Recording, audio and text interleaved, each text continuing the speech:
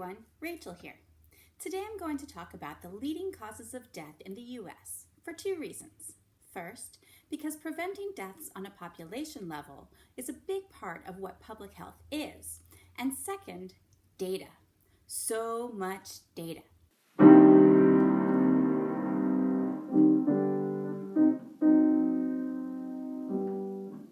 The leading causes of death data have been compiled and published in the US since 1952. The 1952 reports were done using the 1949 mortality data. And if you've ever wondered why it takes so long to publish those reports, you will find out. Currently, the mortality statistics are compiled in accordance with the World Health Organization regulations, according to the International Statistical Classification of Diseases and Related Health Problems. It's the ICD that provides the actual format of the death certificates that are used in the US. Tabulations of cause of death statistics are based solely on the underlying cause of death that is reported on the death certificate. The underlying cause of death is, and I quote, "the disease or injury which initiated the train of morbid events leading directly to death, or the circumstances of the accident or violence that produced the fatal injury."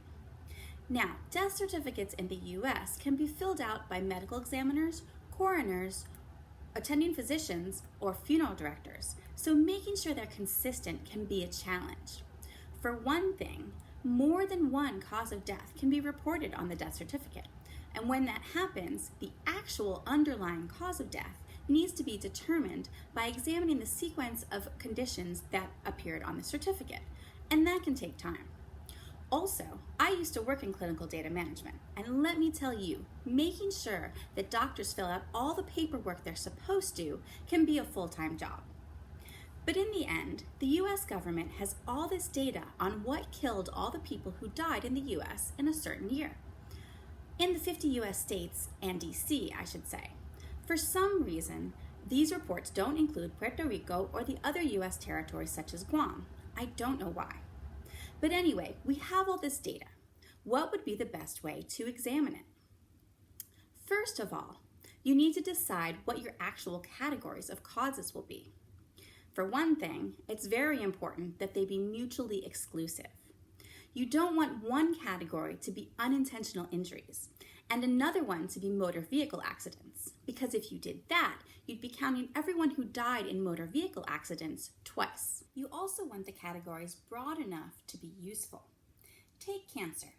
If cancer of the trachea, bronchus, and lung were its own category, it would rank 6th on the current list of leading causes of death in the US, all by itself, which is interesting, but where do you stop? You can't have a separate category for each different type of cancer. That wouldn't give you an easily understood picture of how many people cancer kills in a year or of its relative importance among the leading causes of death.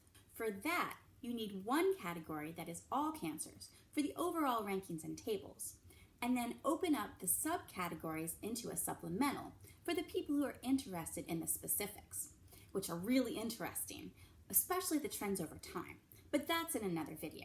You also need to decide if you want to look at absolute numbers or age-adjusted rankings, both of which can be useful in specific circumstances. The population of the US is not evenly distributed across the age groups. We all know about the baby boomers, who are now between about 55 and 75 years old, and the even bigger millennial generation, who are now between about 24 and 39 years old. In between those two bulges is the Gen X dip. Can't forget about us. So you might think that you want to adjust for those bulges and dips in the age distribution. But one problem with that is that if you do that, the bulges are so big that they pull the numbers out of whack. For instance, the age curve is so heavily weighted towards people who are between 24 and 39 years old, the millennials, that an age-adjusted ranking would weight causes that affect younger people higher than causes that affect middle-aged or older people. So accidents and homicide, which are causes that preferentially strike younger people, would be overweighted, and causes that preferentially strike older people, such as Alzheimer's and chronic lower respiratory disease, would be underweighted. And when you're trying to decide where to put your efforts and support, which causes of death you should put the most work into trying to prevent. You don't want that overweighting and underweighting. So in this case, when we're just looking at the leading causes of death, we actually want to look at the absolute numbers, not the age-adjusted rankings. And I'm sure you want to see the actual data, so here it is.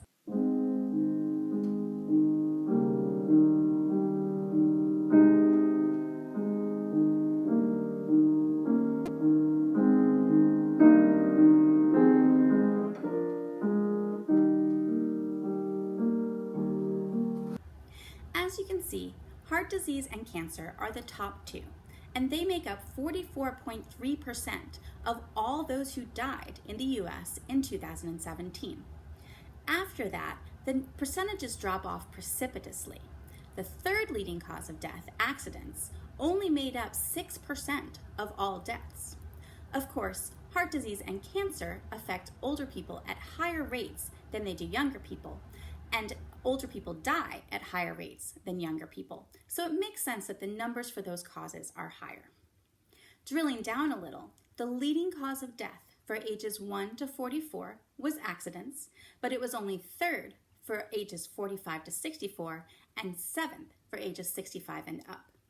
Meanwhile, the leading cause of death for ages 45 to 64 is cancer, and the leading cause of death for ages 65 and up was heart disease.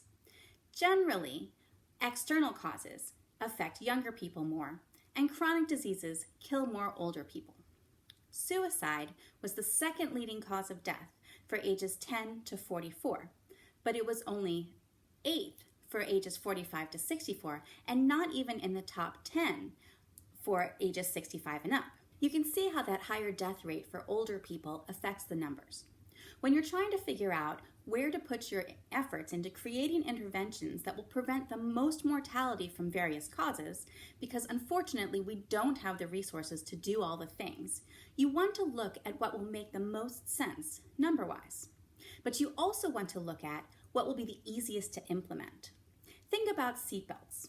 While calling the implementation of common and habitual seatbelt use easy might be overstating it, it was certainly easier than curing cancer or Alzheimer's disease will be, and it made a big difference in reducing mortality from unintentional injuries. But when you look at the numbers, a similar percent reduction in the mortality from heart disease would make an even bigger difference in the absolute numbers. So you have to take all of that into account when you're allocating resources. Other demographic groupings are also interesting. When you look at the rankings by sex, one big difference is that accidents is ranked third in men, but only 6th in women. This is partially because more men work in fields that are dangerous enough to cause mortality. Suicide is ranked 8th in men and not even in the top 10 in women, and the difference is greater among people who are 65 and up. And that's despite the fact that the depression diagnosis rate is higher in women. Or maybe it's because of it, that more women are actually getting diagnosed and treated for depression. Another possible reason is that men tend to use more lethal methods when attempting suicide. Meanwhile, Alzheimer's disease kills more women. 6.6% of all deaths for women were caused by Alzheimer's disease, while only 2.6% of men's were. The causes of this are still being researched, but at least part of it is that life expectancy is higher for women than it is for men, and age is the biggest risk factor for Alzheimer's disease. And that's what looking at these rankings can do, indicate possible avenues for further research. Another demographic grouping that is interesting is race.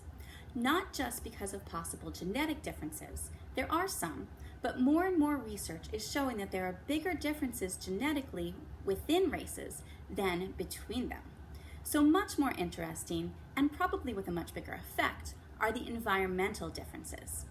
In many ways, different races in the US unfortunately live in different environments, and we need to acknowledge that and work to fix it. And whether the differences in rankings of causes of death of different races are good or bad, they're interesting and can yield useful avenues for research. For instance, Stroke, which is down to 5th in the overall rankings, down from 3rd when I did my master's, which is interesting, but I'll get into that in a different video. Anyway, stroke is still 3rd for non-Hispanic, Asian, and Pacific Islanders. Now, the total number of deaths in that population are much smaller than the total number of deaths in non-Hispanic whites, for instance. But even with that, the difference in rankings is still significant. So what's going on there? Also, Alzheimer's disease is ranked 6th for non-Hispanic white, non-Hispanic Asian and Pacific Islander, and Hispanic. But it's ranked 9th for non-Hispanic Black and 10th for non-Hispanic American Indian and Alaska Native. Part of the reason for that is that life expectancy is unfortunately lower for non-Hispanic Black and non-Hispanic American Indian and Alaska Native than it is for the other demographic groupings. And as I said before, the greatest risk factor for Alzheimer's disease is age. But there could be something else going on there too. And suicide, which is 9th for non-Hispanic whites, is 16th for non-Hispanic Blacks. Could that be because of differences in their types of social networks, or some other cultural phenomenon, or something else entirely? But it's an interesting avenue for research to explore. Another big difference in the rankings is that homicide is ranked 7th for non-Hispanic Black, while only 20th for non-Hispanic white. Now, I hope no one thinks that there's a genetic predisposition making Black people die from homicide at higher rates than white people. I think we can all agree that poverty, lack of opportunity, and most importantly, systemic racism are the big factors that go into that difference. That acknowledgement is really important when you're trying to figure out how to create interventions to affect those numbers. If you're looking at the wrong causes for a difference, you're going to create interventions that won't actually affect that difference. And that's really the point of keeping track and ranking the leading causes of death, whether for demographic groupings or the population as a whole. People who go into the field of public health want to make life better for as many people as they can. They want to change the world. It certainly wasn't the money. And tools such as the annual Top 10 Leading Causes of Death rankings help us to decide where to put our efforts to try to reduce as much mortality as we can. Data, so important.